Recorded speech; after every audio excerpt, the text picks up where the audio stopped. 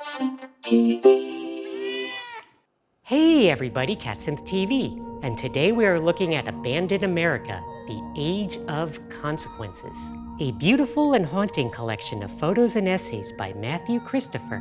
But first, please do subscribe to this channel for more cultural content coming out regularly, and please do consider supporting us via Patreon or Ko-Fi.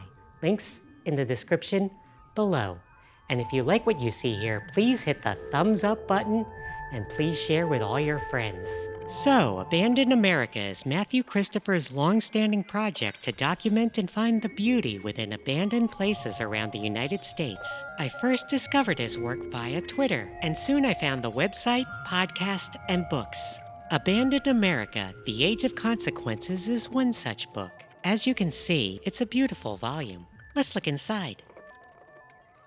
This copy is signed and comes with an extra photograph. Moving forward, we are quickly presented with scenes from an abandoned Elks lodge in Pennsylvania, a theater with seats intact, and a grand hall that is crumbling.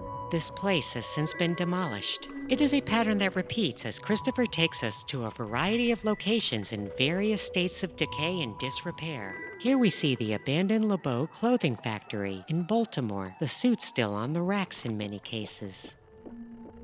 This church is quite beautiful, even in its forlorn, empty state. This was the Church of the Transfiguration in Philadelphia, and unfortunately it was torn down after these photographs were taken. This motorcycle factory had many of the motorcycles still in it, but as Christopher writes, it was a very dangerous building and was eventually destroyed in a fire. A lot of these locations and images are extremely sad, especially when we see artifacts of people's lives. But there is a set of locations here that capture my imagination in a very positive way. Indeed, the industrial sites are quite inspiring with their massive scale and geometric structures. One of these is the Carey blast furnaces in Rankin, Pennsylvania. I mean, just the scale and complexity of the machinery. These exteriors look like the sort of photos I've taken in San Francisco, New York, and elsewhere. Really inspiring. In a similar vein, we find the Frank R. Phillips power station in Pittsburgh. We see a beautiful oxidizing industrial interior. Sadly, this site was demolished. Fortunately, the Carey furnaces have been preserved by a foundation as the Rivers of Steel Park. Just imagine these machines rising up against the green landscape. And of course, an exploration of abandoned industrial sites wouldn't be complete without a visit to one of the most famous, the ruins of the Packard auto plant in Detroit. Some great images of this unique place, whose days are unfortunately numbered. After decades of neglect and litigation, it is currently scheduled for demolition this year.